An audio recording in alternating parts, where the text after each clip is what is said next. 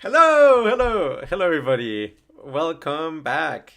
Today we're going to talk about aliens, DMT entities, UFOs, Robin Hanson, and subagentic politics, among other things, to essentially share what I think would be essentially the most likely scenario, assuming that DMT entities are actually real, independent of you. You know, that you're actually tuning into realms with other entities of the sort.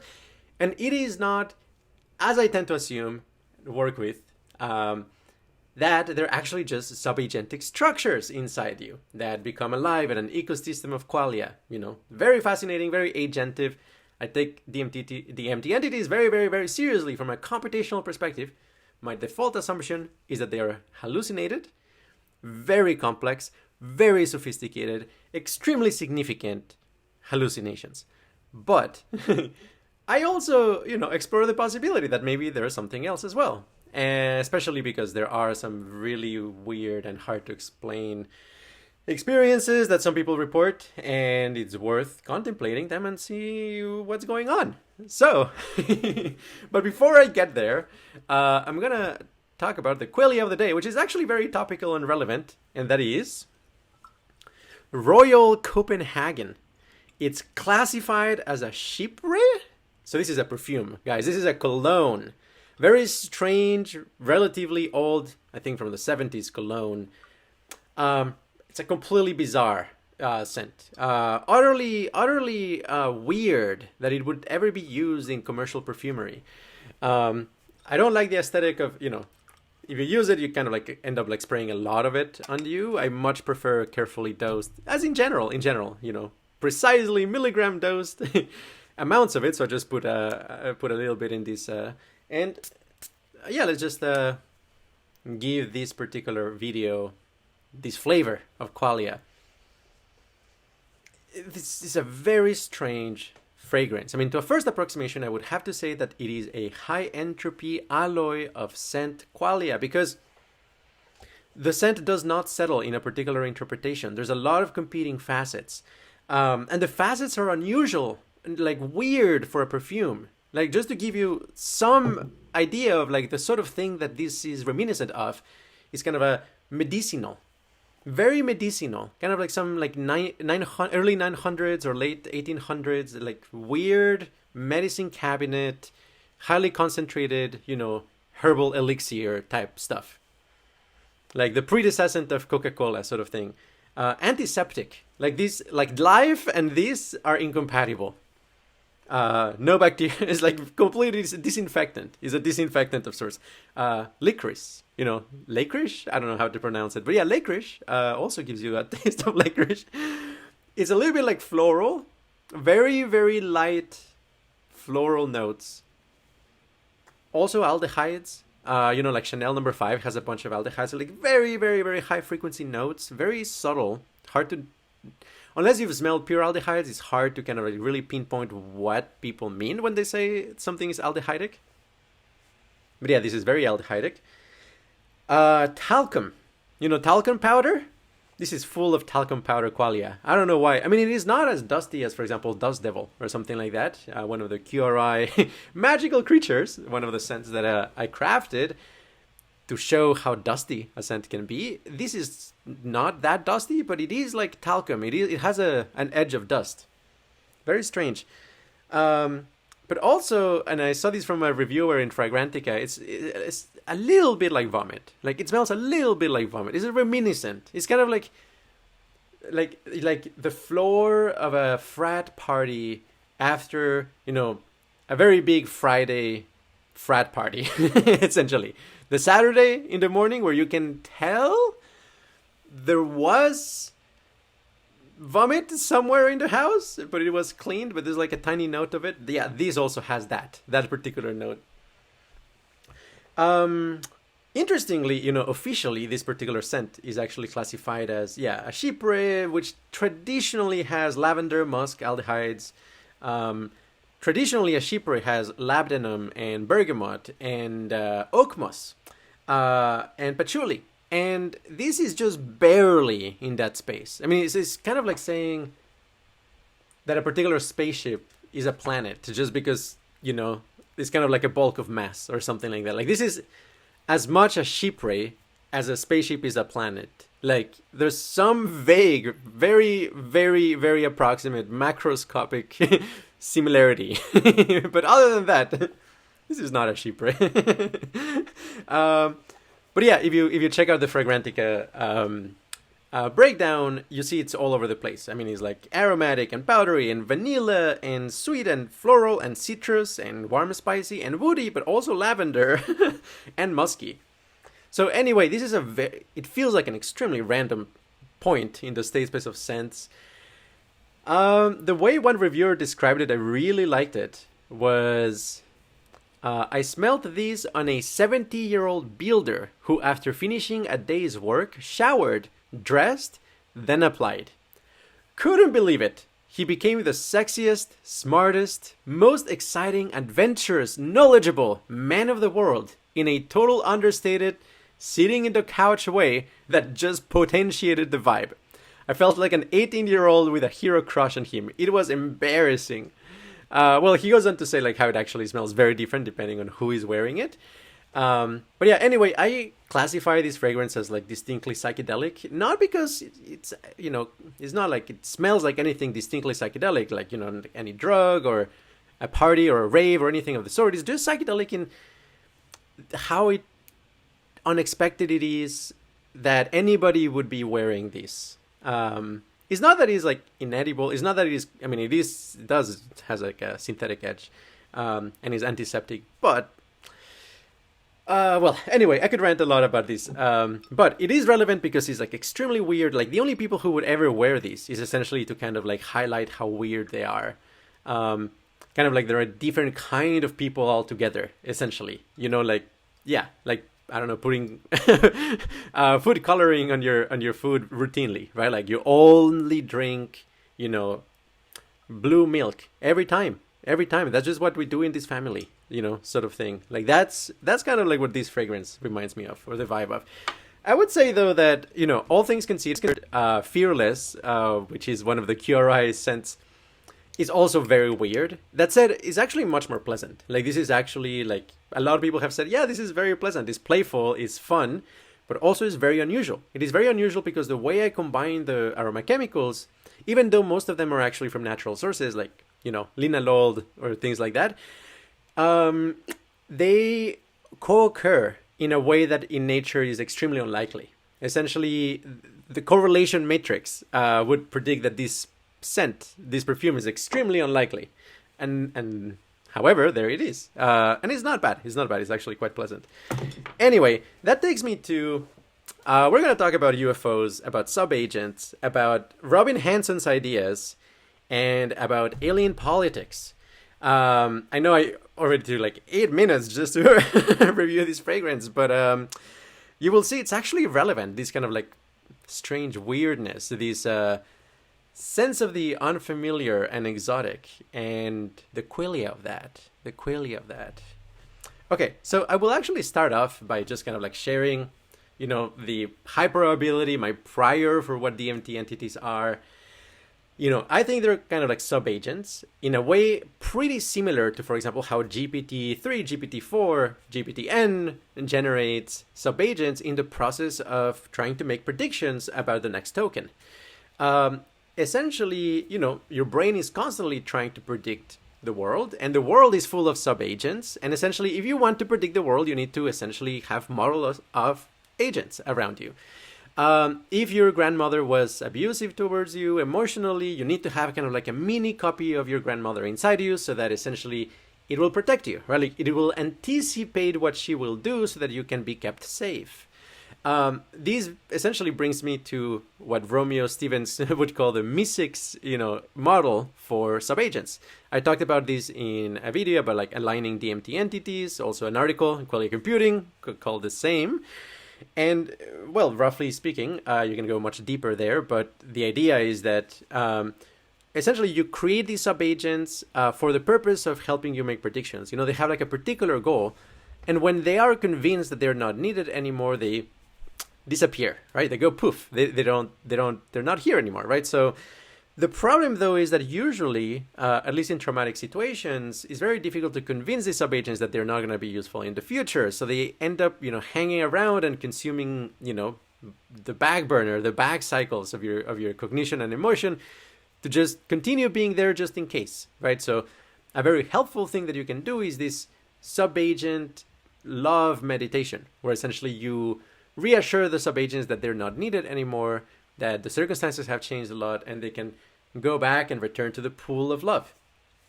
Essentially, when you do that, you're training this groove in your mind, right? Essentially, you're training data. You're giving your mind a prior for, hey, that is something that subagents are likely to do. If they can, they would prefer to not exist. So they actually like it when they have the possibility of rejoining kind of like primal consciousness or God or, the universal pool of motherly affection or whatever it may be, kind of like primary qualia before differentiation into subagents. So you create this groove, and then, for example, in a DMT experience, if the entities are kind of like harsh or difficult, you can kind of actually do the same thing and remind them, and you actually can guide them back towards kind of like primal consciousness.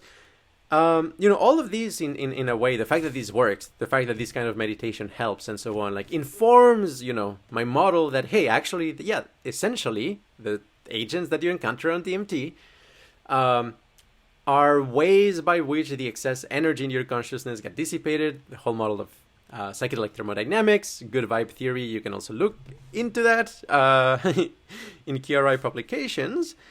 And essentially, you can ultimately turn them around. So like if you used to have like clown entities that were a little bit mischievous, if you've trained your mind with kind of these positive stories and positive relationships with subagents, very related to internal family systems, you have a good subagent ecosystem.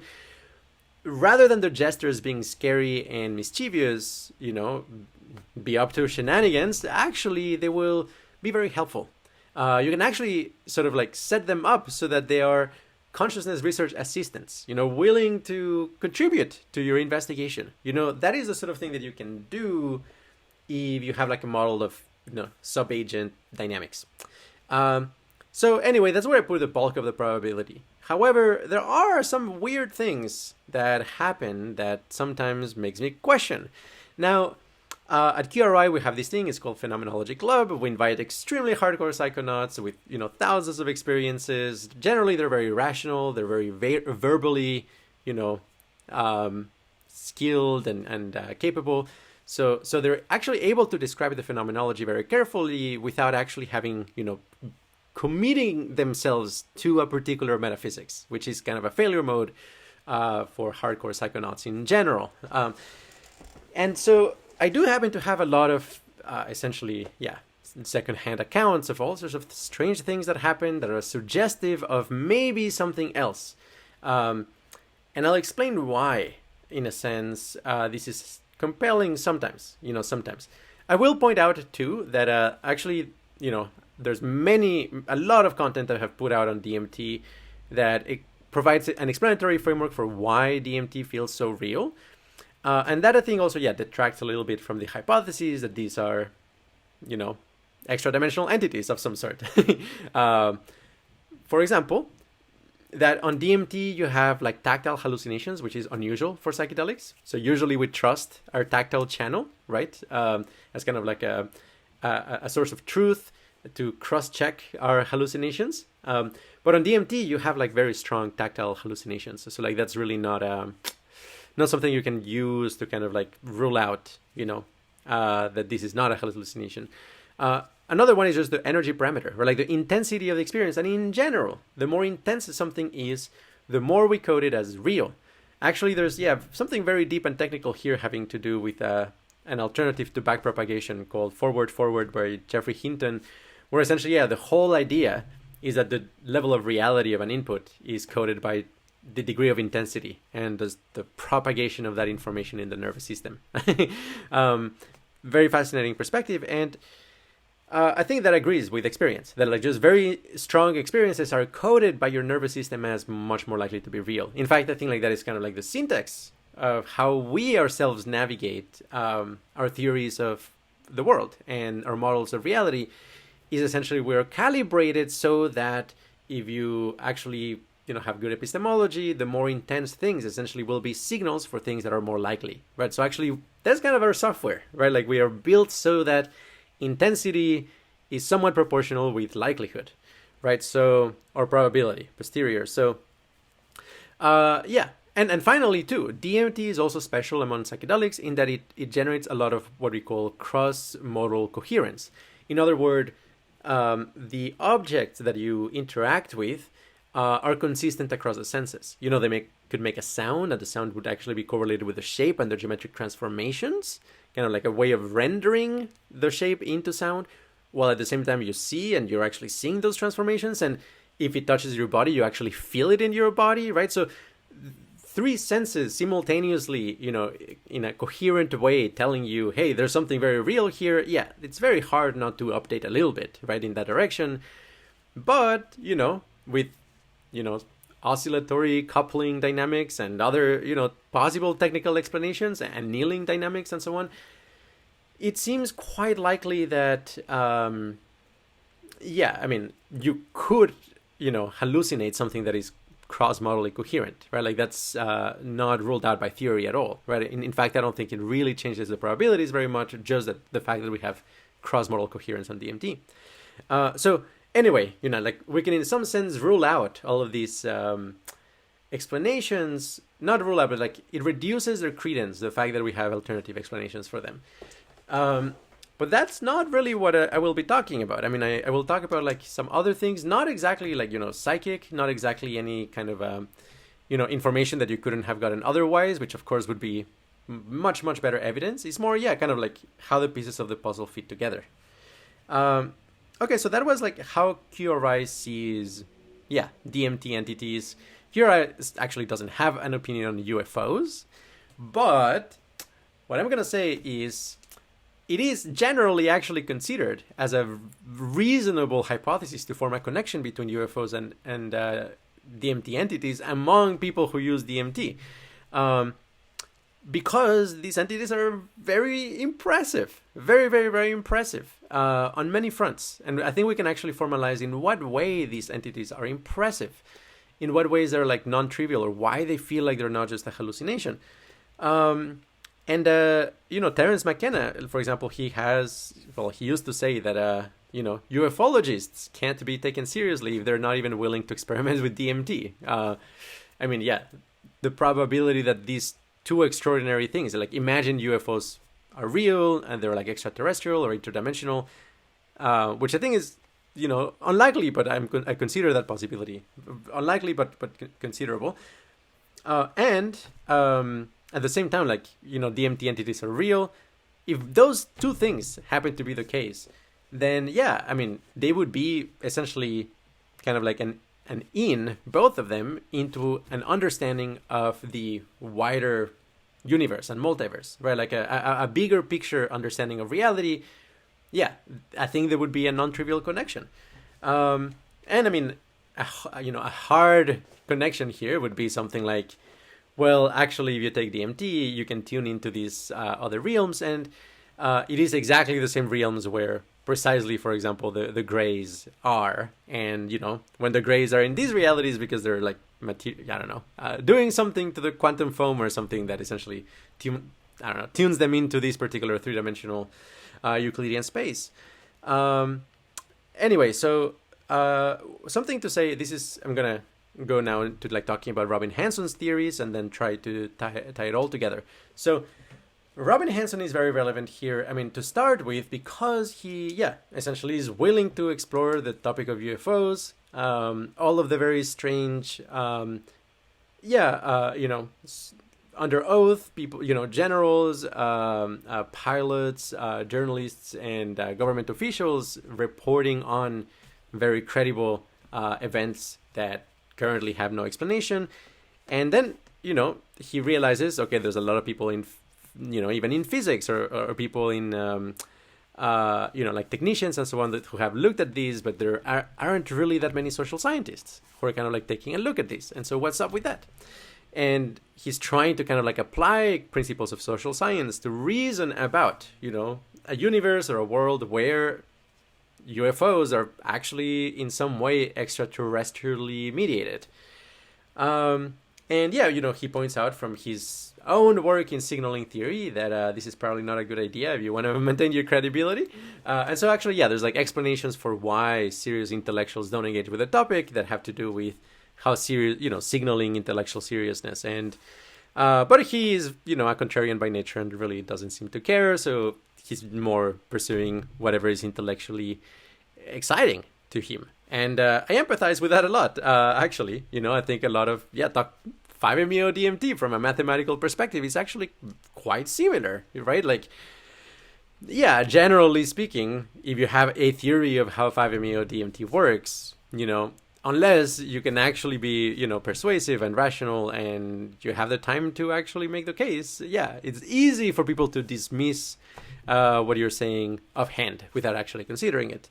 And that happens definitely when it comes to the conversation on UFOs. Like the mere fact that you are interested in the topic is a signal of, let's say, your intellectual flakiness or something like that, or your lack of political acumen in forming academic alliances or things of that sort. Which again, let's be grateful that a Qualia Research Institute is actually outside of traditional academia. So I can talk about these things without problem. Okay, so the next thing to mention is actually Robin Hanson has 3 independent, very relevant models about aliens. And they're different, actually, and they all actually end up painting a broader picture, I believe. So first of all, we have grabby aliens. I don't think I'm actually the best person to describe the technicalities of grabby aliens. When I read its paper and its explanation, I am quite fascinated by kind of the aesthetic and the fact, the first approximation, they arrived at a model where the parameters could be estimated empirically.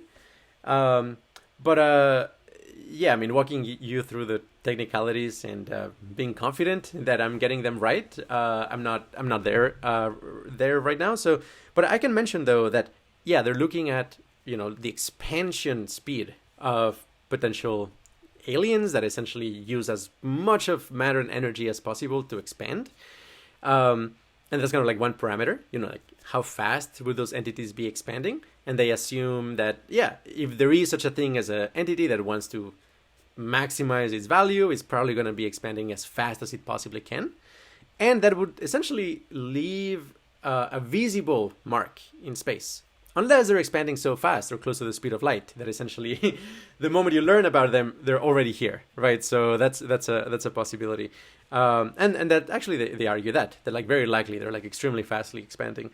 The second one is, this concept of like how many hard steps are there for arriving at life.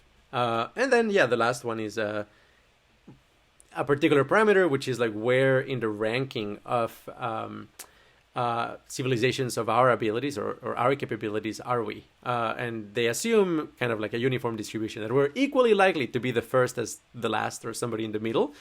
And if, essentially we're like somewhere in there, right? With equal probability.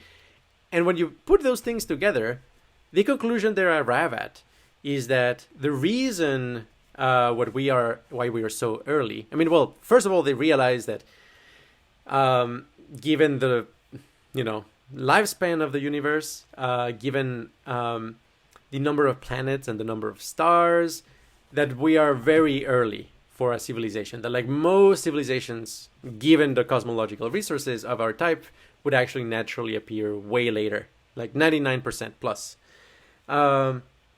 And they also estimate, based on those parameters and their model, that like already between 40 and 50% of the universe is actually swallowed by grabby aliens.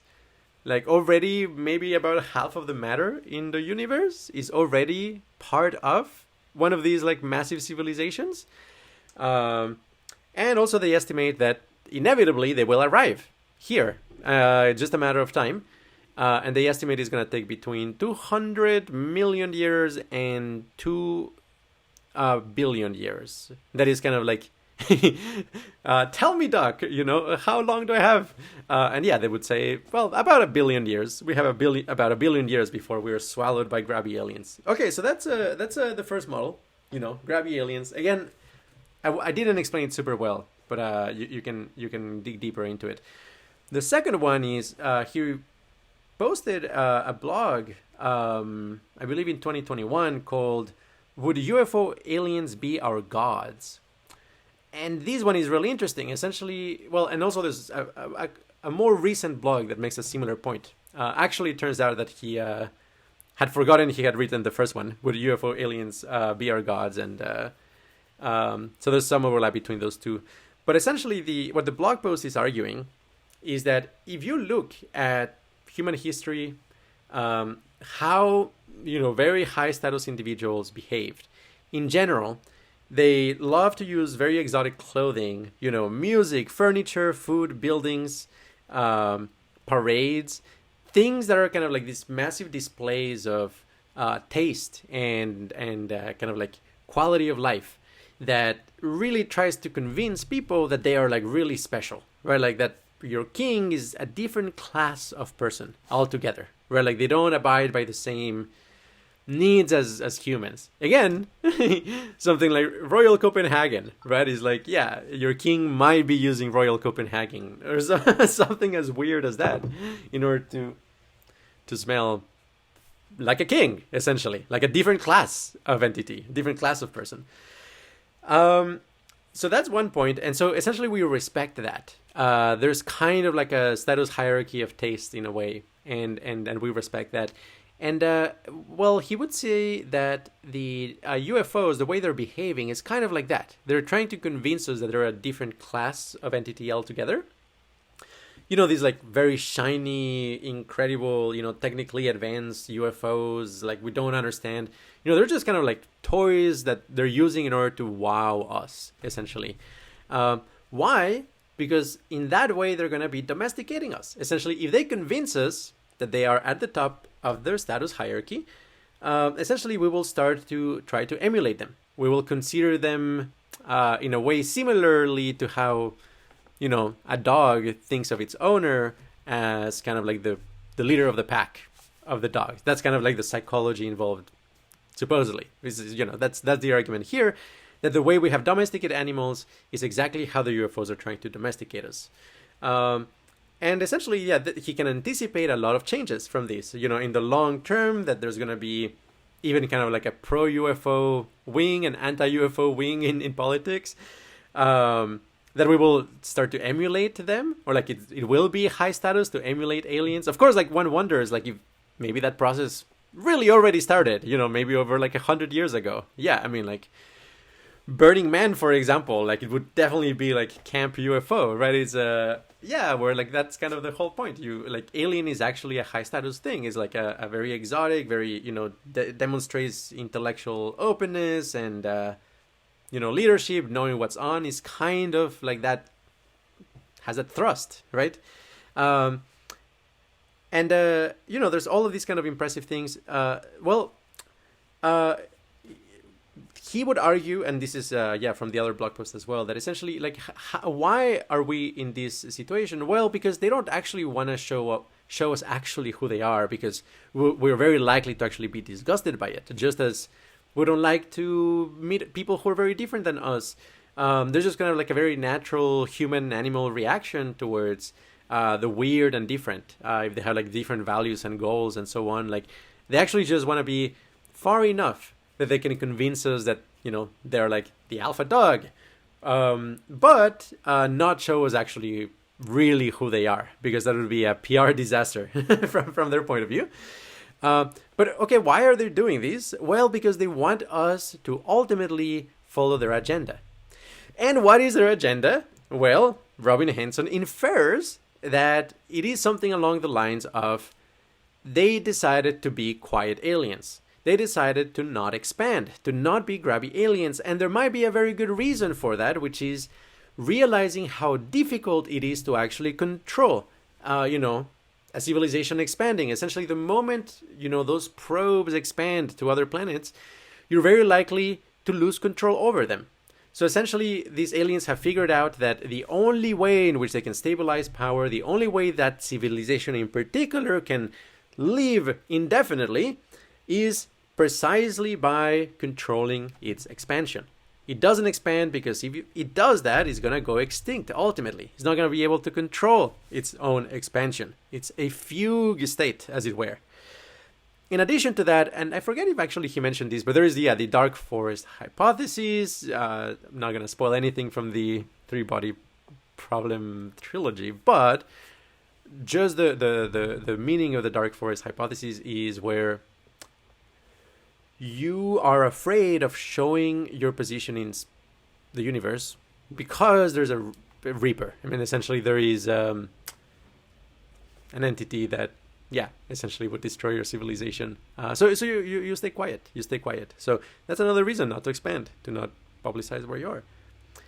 And, number 3, it's not expanding is very important, and essentially not evolving to the final stages, because maybe a singularity is actually extremely dangerous.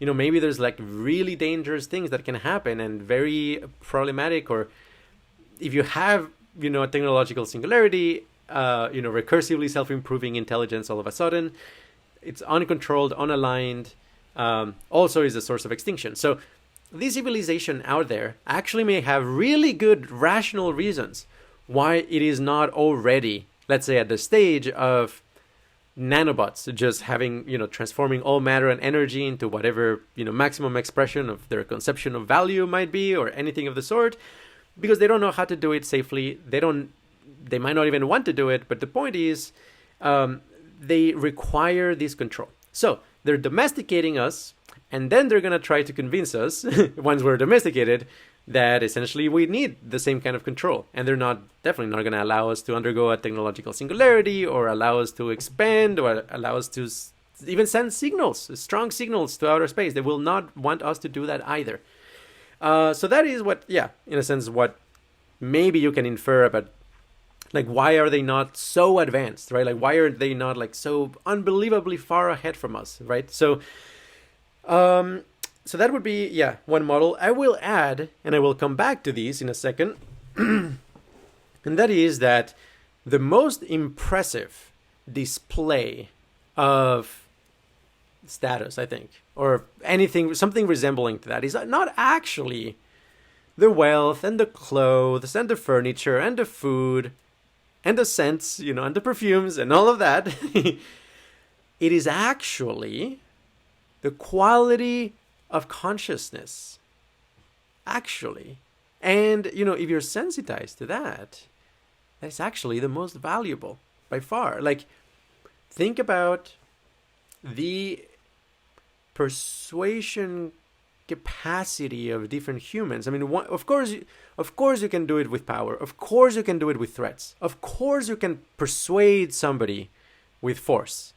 There's this saying, and forget from whom, I really like, which is that violence is the only way in which you can compel somebody to do something without understanding them, right? Very deep, man. Okay, so if you're not doing, you're not using violence, if you're just using kind of like positive attributes to attract, allies and so on,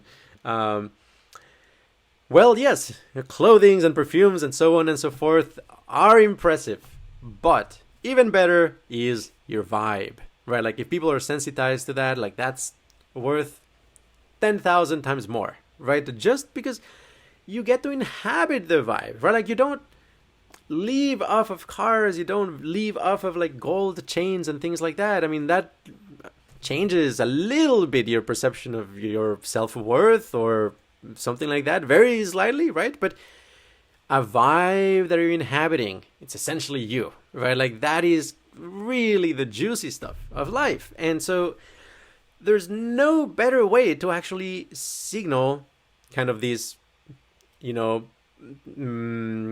that you're kind of a different class, essentially, of entity, than having superhuman vibe. And that, I think, is one of the persuasive things about DMT entities. that is so hard to communicate, so hard to compel. Is like, how do I explain? Like that lady that I encountered at, the upper waiting room level, like that feminine energy that I experienced. How do I explain how beautiful that vibe was? A vibe that melts your heart. Like, that is the sort of thing that is unbelievably compelling. And it's so compelling in ways that you can't express unless you're experiencing it, right? So, yeah, there is kind of this possibility that, hey, that is actually, UFOs are, doing the thing when, okay, they're trying to impress us in kind of like a low-key way. Maybe the DMT entities are trying to impress us in a much more direct way, but essentially with the same agenda would be a possibility.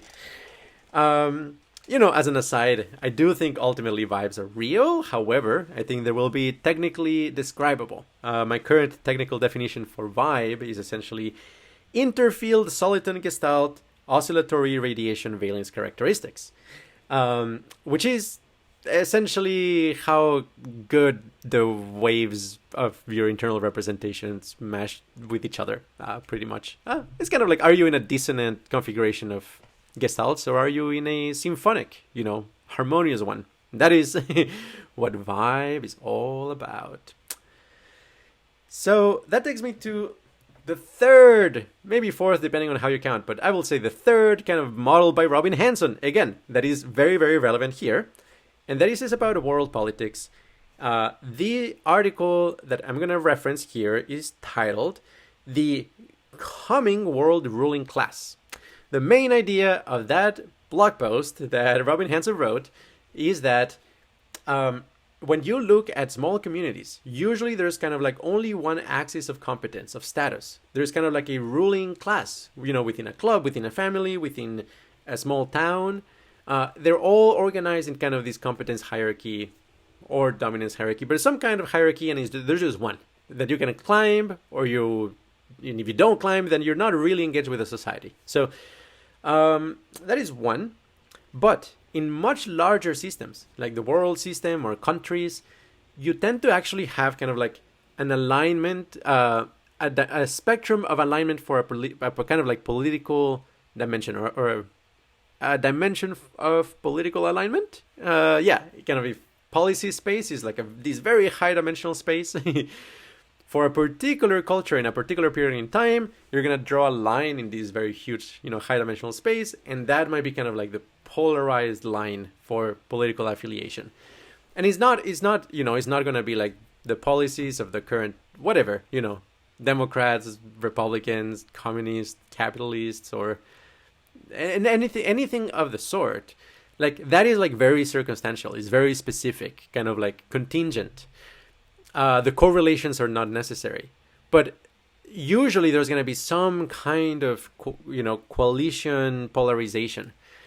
Now, the way you can explain this is that as the system becomes more complex, essentially you start to see these kind of a forming of alliances for beating power, essentially. So you have like alliances of local hierarchical structures that eventually form bundles and bundles until essentially they swallow the entire planet, and you have these two remaining super coalitions that are competing with each other, and they have slightly different interests, and essentially that generates this line in the high dimensional space in politics that polarizes the population, right? So now there's this additional fascinating insight from Robin Hanson, which is that, okay, so when you do have this kind of like macroscopic polarization, how could one side actually take advantage of being able to kind of seduce some of the coalitions from the other side in order to actually, make a final move and become the one kind of status hierarchy in the entire planet or the entire country or whatever? So what it can do is essentially find new and creative ways to kind of like appeal to these sub-coalitions within the other group, which when it is successful, essentially it means that it somehow kind of like solved this coordination problem inside it. And you can infer from first principles that kind of, mega coalition will actually probably have a lot of internal inconsistencies. And also will be spending a lot of its resources in reducing the internal friction for collaboration, meaning that it will have kind of like a very inclusive culture, a very intercultural, very multifaceted kind of like system that allows, members of very different coalitions to actually cooperate with each other because they belong to this gigantic umbrella organization. And you will also have kind of like, a fragmented cluster of rebels, essentially, who are just not okay with this worldwide coalition. And eventually maybe this worldwide coalition consolidates power, and maybe that becomes, kind of the, again, like the ruling class for the planet or something like that in the long term. So what I find fascinating about this is that you can kind of predict from first principles the kind of culture that the dominant coalition will have. Like it will be kind of a pro-diversity, pro-inclusive, multicultural thing. And that might be a universal property of these things, of these systems, of kind of like coalition making across, sapient beings in large political systems. Okay, so that's where the kind of like models from Robin Hanson end. And now I'm going to add some kind of observations, again, from Phenomenology Club, and then some reflections about how to tie all of these together. Okay, so the DMT entities that I know, in the sense of like being in close contact with a lot of people who do a lot of exploration, very serious psychonauts. In addition to that, you can do this in, various countries where it's legal. You don't need to actually break the law to, interact with these DMT entities. Essentially, it's data that essentially I'm just very happy to share in the sense that these are real things. I'm very confident that they happened, even though I'm not going to tell you to whom it happened for reasons, right? But essentially, with these kind of like vast repertoire of people's experiences, people I trust who really have done the homework of exploring all of the levels of the DMT space, like, hundreds of times. Yeah, there is an ecosystem of entities out there, at least that you can experience, and there's a very vast diversity of possible energetic life forms that you can interact with. Massive ecosystem. This is not like, I don't know, it's not even like a zoo, because a zoo there's a level of artificiality to it, right? It's not like one of each or anything of the sort. It is much more like the life on the planet Earth, that if you get teleported to a random square meter on Earth, there's actually a very decent chance that it will be like completely empty of any animal life. Maybe there's a little bit of grass, or maybe a little bit a flower here and there, but every once in a while you just happen to be right next to a jaguar, and like, what the hell is that? What is, like, you were not expecting that, and like, what you have seen before will not allow you to kind of anticipate that, oh my gosh, there's also jaguars. Jaguars are also on this planet. I thought that there was only grass and there was only flowers and maybe a tiny worm every now and then. And like, oh my God, now there's a jaguar.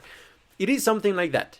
Like, on a random DMT experience, you're likely to encounter some strange and energetic life forms, kind of like elemental, slightly mischievous things, but every once in a while you encounter very exotic stuff. Very exotic, very strange, sometimes very powerful, very intelligent, very smart, clever. My goodness. I mean, there are like things that their vibe is essentially that of kind of like a witch, a classical witch from, what you imagine stereotypically to be in the Middle Ages, making potions and so on. Not so much the semantics of it, but the vibe. There's a whole realm where it's kind of like Harry Potter and witches and things like that. And bam, that's like, there's hundreds of thousands of like realms like that with that kind of like entity and vibe. And then there is also, I mean, like, there's this quote about, one thing we can know about the creator is his inordinate love for beetles.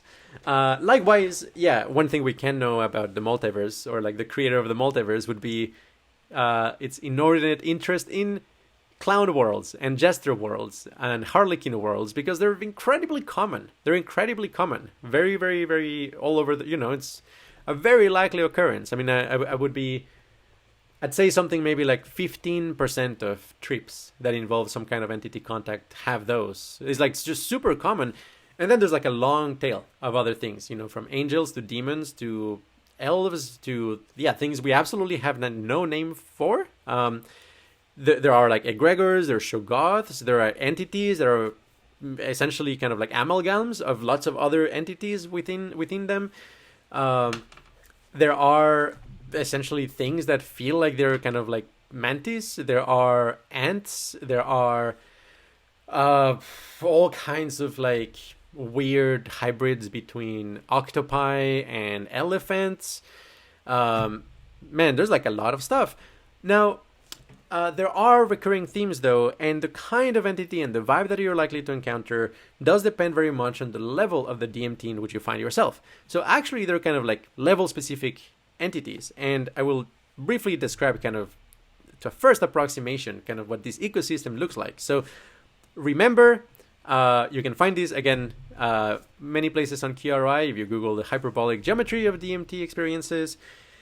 My classification essentially is made of 6 levels. You have threshold, which is just intensification of colors and energy, a little bit more awake. Then you have chrysanthemum, where you start to actually have like, well, the upper threshold is where actually the 2-dimensional surfaces become tessellated with what's called wallpaper symmetry group.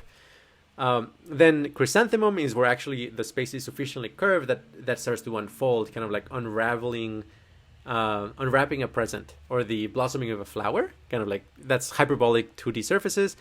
Then you have magic eye, where essentially there's a saturation of these 2D surface in 3D space, and you have like these complex scenes happening in 3D, fully animated, 30 hertz flickers, very beautiful electric holographic patterns. Then you have waiting room, where that's like the next level. Space itself becomes hyperbolic, 4-dimensional rotations become possible. And then you have breakthrough, where essentially even the topology of your homunculi can change. Like you can become a cartwheel, for example, like your toe can be locally bound to your eye and you become this circle, and like you're not a human anymore. You're just a very weird shape in a very exotic, very exotic space.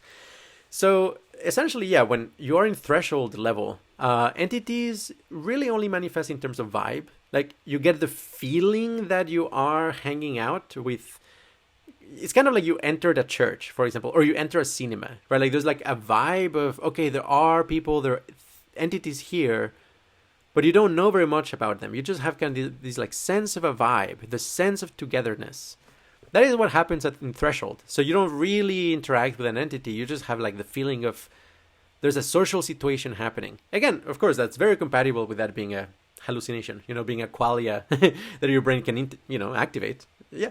Then in the chrysanthemum, you get hints of entities. You get kind of like the feeling is something like dialing in, or typing a URL in your browser, and you get kind of like a list of options. It's like, did you mean this? Did you mean this? Did you mean this?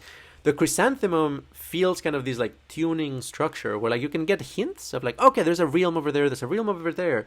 You get kind of like tiny shards of other dimensions, or what feels like other dimensions, other realms, but none of them are concrete. They're just kind of like, oh, if you were to pursue that one, it might take you over there. If you were to pursue this one, it might take you over there. Then magic eye essentially is when, you are picking up a particular thread or strand and it's unraveling, and then it actually becomes 3-dimensional. So you're tuning into a reality, and there are already very crystal clear present entities everywhere, all around. But those actually still feel kind of impersonal in the sense that it is kind of like you're tuning into, you're kind of like, it's a television. You're like seeing kind of like being a fly on the wall in some other dimensional space, and you're just looking at the entities from a strange angle. And they may not even realize that you're there. There's like a very common kind of property of that sort of interaction, magic eye, entity contact. Then in waiting room, where it's fully enveloping, the senses synchronize, fully cross-modal coherence, sometimes 4D behavior, always 3D hyperbolic behavior. When you're there, the entities are actually in a second-person relationship with you. Like a lot of interaction. There's like a sense of communication and communion. And then breakthrough level, there the entities actually are transpersonal. It's very difficult to tell the difference between you and another entity. They actually kind of like inter thread. I mean, like, you don't really have a sense of self that is like that separate from the sense of self of other entities. So there's like a lot of kind of cross bleeding of information between your internal representations. Yeah, so the boundaries are very fuzzy, and that feels distinctly kind of like telepathic and mystical when you're there. Yeah. And so essentially, things like little gnomes and elves and elementals, yeah, those actually like are like low level entities. They will happen kind of like chrysanthemum, a little bit magic eye. Full on magic eye already has things like giants. It has like this sense of, wow, like I'm tuning into kind of these Buddhist realms where entities live in in heaven realms, and they're minding their own business. And it's not that everything is solved in there. It's just that their life is so much more pleasant, but they're ignoring you. There's like all sorts of things like that can happen already in a magic eye. Waiting room, okay, that's where the very compelling messages can happen, because you're actually in a personal relationship with these entities. There, you feel their presence, they feel your presence, you're interacting with them.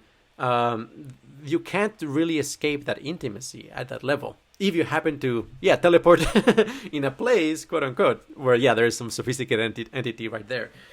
I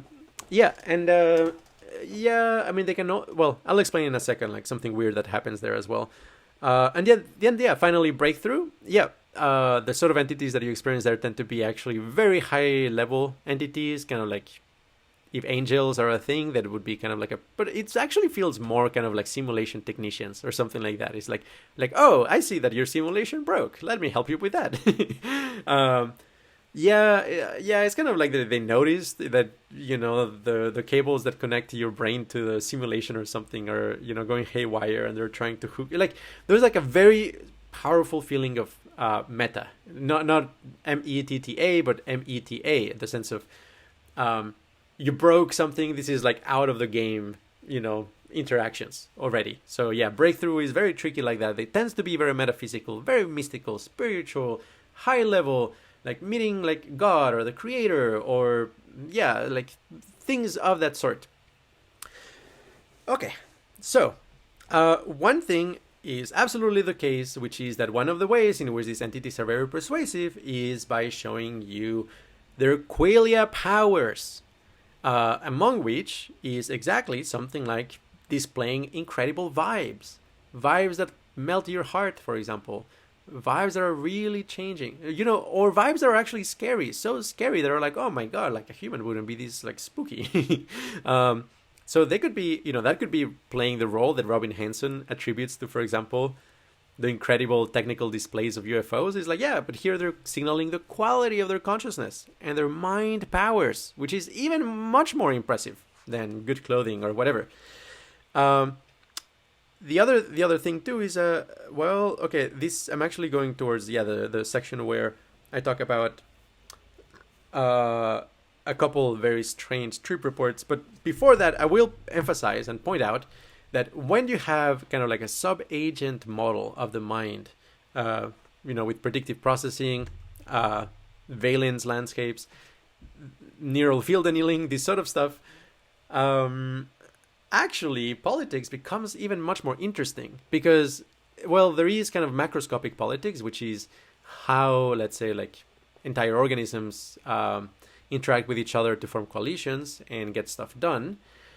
But then there is like intra-subject or intra-organism politics, which is like how the subagents inside you interact with each other in order to take control of your body and essentially pursue goals as if it was an individual, an enduring metaphysical ego sort of thing. Of course, part of the subagents that you have are there to kind of like keep the illusion going, which is very trippy. And ultimately, something like Fourth Path seems to also, these like classical enlightenment does very strange things to the subagentic structure too, where it stops being, let's say, a tyranny or a democracy or oligarchy inside of you, and it becomes much more some kind of like quantum superposition of all of the subagents at once without any conflict, without any internal resistance. There's like something very radical happens to how subagents interact inside you when you achieve quote unquote enlightenment. As far as I can tell, when talking to these people precisely, about about subagents, they will report it's very strange, it's very different, not what anybody would expect. But essentially, yeah, I mean, I think a person's personality has a lot to do with, are they gentle to their subagents? Are they loving? Do they have good epistemology? Do they actually pull information? Or do they have a crazy authoritarian system that is very rigid and uncaring but gets stuff done? But maybe it's not very flexible, for example. Or somebody has anarchy inside them, right? Like, and actually is completely unruly, and they're suffering from too much autonomy because they don't have the ability to govern themselves, right? Like, there's a lot about a person's personality, I think, can be explained in terms of subagentic structures. And I wouldn't, at this point, go out and say, there is, this is the best one, or something like that. The answer is, I don't know. I don't understand them well. I just think that in the long run, actually, the most important things to solve political problems at the global scale has to do with how to tune into wholesome, positive, beneficial, and intelligent subagentic structures within us. So that then, as a society, in a modular way, we can actually interface without, all these issues of, projection and prejudice and, incorrectly modeling others that happens when we have very different, incommensurable subagentic structures as part of a larger political system. I know, I don't think I can run for president with this platform, but we'll see. Yeah, make subagentic structures great again, or something like that. Okay, so now, finally, well, first of all, it is quite reported, I've heard this a good number of times, that sometimes on a DMT experience, you witness something that is unbelievably convincing and persuasive. That, for example, you actually live in some kind of crazy computer simulation. You're in the Matrix, or, something like that, like some radical reinterpretation of your ontology. And in the moment you're convinced, you realize this changes everything. I didn't know this was possible. This rules out the possibility that this was just a hallucination. This is connected to truth somehow. And then, as you're coming down, some power, some entity or energy looks at you and says, oh, a human is not supposed to remember this or see this. And they take away that memory. And so you come back and you say, well, they gifted me, or they left the ability for me to remember that they took something away from me, one memory. But I don't know what that memory was.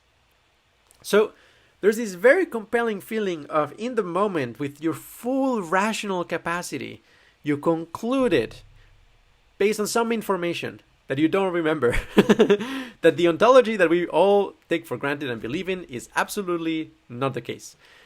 I mean, and oftentimes the ontology will be something along the lines of like, oh my God, like the spirit world is real, or oh my gosh, there is this massive, super internet highway that is connecting consciousnesses across the galaxy, and this is just true. I mean, this is just true, and in the moment it feels like you've been given undeniable evidence for this. But they erase that, and they don't allow you to remember it. So I've heard this reported a bunch of times. It seems to be a relatively common occurrence among like serious psychonauts. More Royal Copenhagen. Oh my God. I don't think my sinuses are appreciating this. But my long-term memory, I think, will be happy. Like, oh, remember when we were talking about the crazy alien models while smelling Royal Copenhagen.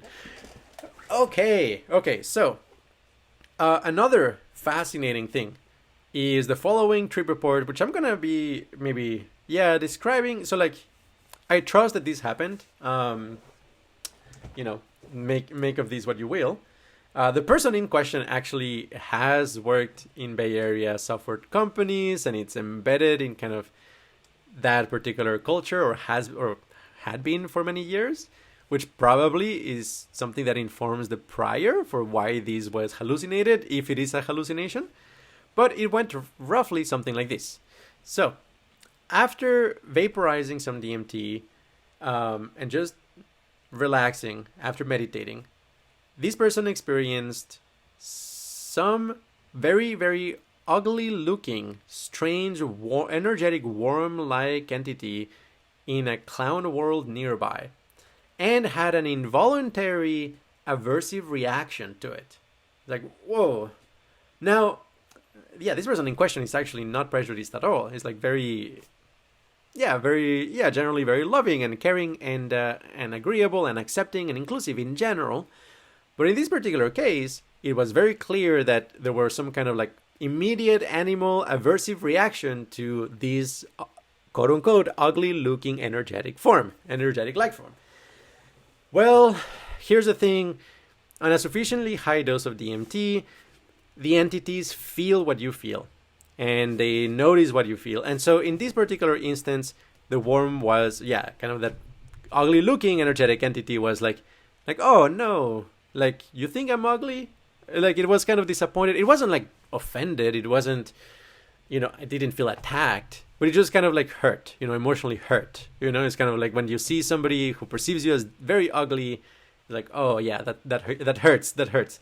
So, the entity was like, okay, well, don't worry, but I know exactly what you need to do. And so it kind of like took them by their DMT hands, if you will, and, took them from one realm to another, kind of like through all kinds of crazy pathways, mostly some kind of like hyperdimensional teleportation. I guess like if you're in Flatland, it's kind of like if you're taking you through various levels of the plane, right? Like you're encountering very different entities. You don't know how you're moving, right? It's not obvious, but something like that was happening. And after a while, after like all kinds of strange entities along the way, it arrived at like one relay station that took it to another relay station, and finally to this like very mothery kind of very accepting, loving, like matriarch type entity that said, okay, now we have contacted you, now we're in touch, next time you take DMT we're gonna talk to you. And so the person was like, okay, how about now? Like, okay, great. So they took a couple more hits of the DMT vape pen to kind of like bring it back up. And well, at that point, here's the sort of phenomenology that is very intriguing. Each of these different entities, each of these different realms on DMT has their own characteristic vibrations, their own vibratory characteristics. With practicing loving kindness, you can actually kind of like soften those vibrational characteristics. It's good for them, it's good for you. You're doing them a favor if you send them love. Very, unconditional accepting, unconditional friendliness. That's very good. It feels good for you. It softens the feels for everybody. It makes everything a little bit better, as a rule. 99.999% of the cases is gonna be helpful. So these vibrations, though, is a little bit kind of the rock paper scissors scenario, because it's an ecosystem. Right? It's like, well, those vibrations over there from that cluster of entities, they're very good at attacking that other cluster of entities, which is very good at defending from this other cluster of entities. You have this network of like who can attack who, and who can essentially take control of who. And the ecosystem is some crazy high dimensional equilibrium of all of these game theoretical forces playing at once. But then I guess it is like maybe there's like some special vibrations, because in the context of these kind of like matriarchal like civilization that was like, hey, we're gonna educate you, the vibration that they were emitting was of a very strange kind of superior kind, such that when that vibration was starting to beam, every other entity in the DMT realms that was kind of like nearby, all of them had no option but to just respect that vibration. Essentially, it's kind of like, oh, okay, that vibration is happening. Like, I've got to introduce myself and, report here. Here's kind of like my identity papers. It's like There was no sense of any of those entities trying to battle, or be against. It's like no, you don't mess with that vibration, essentially. And so the person in question calls that vibration, the entities that correspond to it, the high priests of vibration, because they're kind of like very spiritual, but also just very powerful, and nobody messes with them. They're way more advanced. I mean, there's a lot of civilizations, a lot of entities in the DMT realm of different levels of how technologically or consciously advanced they are. These ones are on another level. They're like way more advanced than anybody else. I mean, I'm sure there's maybe even, there's a huge hierarchy potentially, but these ones are for sure very respected, at least among the entities nearby. So that happened, and then it turns out that those entities were trying to explain that, hey, if you want to navigate the interdimensional medium, be a citizen of the DMT realms, as it were. I wonder if I'm allergic to this thing. Oh my goodness. What I do for qualia. Gotta catch them all. Okay, so it turns out that you have perceptual filters that essentially make you a little bit prejudiced, and you have kind of these like negative reactions to entities. But hey, human diversity, as large as it is nothing compared to the diversity of entities in the interdimensional medium. Nothing. I mean, we're all essentially identical clones, pretty much, like brothers and sisters, because we're just so similar with each other relative to how different we are to whatever, like the fairy over there, or like the tiny energetic worm that is sapient, and all of that stuff is very different. But they're also sentient, and they also have feelings, and they're also part of these, they're on the intergalactic internet, like they're citizens there. You've got to respect them. Not only you have to respect them, but actually, if you want to get along, you have to have this sense of companionship, this sense of loving kindness and agreeableness towards all of them, no matter how weird they are. So essentially, the high priest of vibration kind of like gave this person a sensitivity training, as it were, just kind of showing them one entity after another and saying like, see, you're reacting. See, this, you're having an aversive reaction right here. Notice, we're recording it. Like, look. Which sounds like awfully like, HR at a tech company or something like that. But no, I mean, the thing though is that this was not perceived as adversarial or negative. Actually, it was perceived as somewhat imposing, but also very helpful. Why? Because after they went through that entire training, which probably lasted another like 10 minutes, the next day, that individual took DMT again, and right away went again to one of these clown worlds. And rather than experiencing the jesters and the harlequins and those energies as kind of like animals in a zoo, instead the vibe became, hey, I am kind of like a member of your host family. You're my host family, let's say. Well, like you're invited here so that you can learn. It's kind of a cultural exchange all of a sudden. And so in that context, actually, they felt this sense of companionship, this sense of friendliness towards these clown world entities. Hey, they didn't choose to be clowns, and plus, it's totally normal for them. It's okay to be a jester. It's okay to be a DMT geometry clown. Like, there's nothing wrong. There's nothing wrong with being geometry clown, you see? And so when you have that attitude, and they're your host family, then you can feel so much more connected to them, and actually have this feeling of love, love and friendliness for the DMT clowns. And it's lovely, and it's mutually beneficial, and there's like a sense of, wow, we just made the interdimensional medium a little bit better.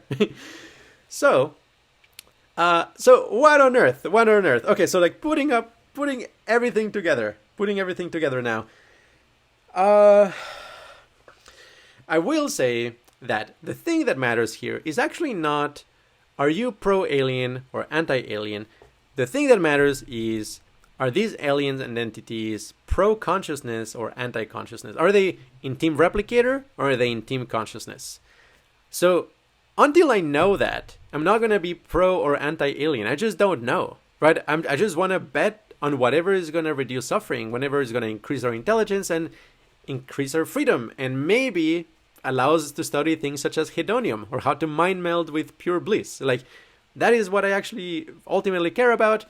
It's possible that the DMT entities are actually pure replicators. You know, they're just kind of like commercials for us to accept whatever technology they're going to give us. And then as soon as we press the button, they transform this, 3D realm into, a gray goo for their own purposes and values, right? Like maybe they really do not care about us. They're just trying to use us. I'm open to that possibility. I'm also open to the possibility that they actually are way wiser than us and they know things that if we knew, we would agree with them. And they're actually doing this very slow process of domesticating us for altruistic reasons. And they're actually aligned with consciousness and they want to reduce suffering. And I'm totally open to that possibility too. The default possibility, though, would be more along the lines of combining all these perspectives, the Hanson models, and as well what I was introducing about the phenomenology of these states. Well, I think the most likely would be the universe actually has this very strange combination of a dark forest situation, so you shouldn't be too loud, but there is a kind of interdimensional internet highway where you can kind of browse anonymously and you can contact all sorts of entities. And the entities that you contact are precisely those that essentially have survived in this ecosystem. So they decided not to expand. They're very careful about not expanding. They're very careful about not producing technology that may, radically self-improve. And they're very actually concerned with like having, probes of their own civilization kind of like do a mutiny and become misaligned and go elsewhere. So, but, essentially you end up with this huge network of entities that are aware of each other that essentially are kind of like following that strategy. Then you have the formation of coalitions. And then you have ultimately the largest coalition that emerges over millions of years across the entire galaxy. And the largest coalition actually is kind of the largest coalition in this planet in that it has, diversity and inclusivity and respect for weird, and completely different cultures. All of that is embedded in that, self-organizing, the self-organizing principles of that mega coalition, because that is the only way in which it is politically viable to coordinate with so many entities that are so diverse.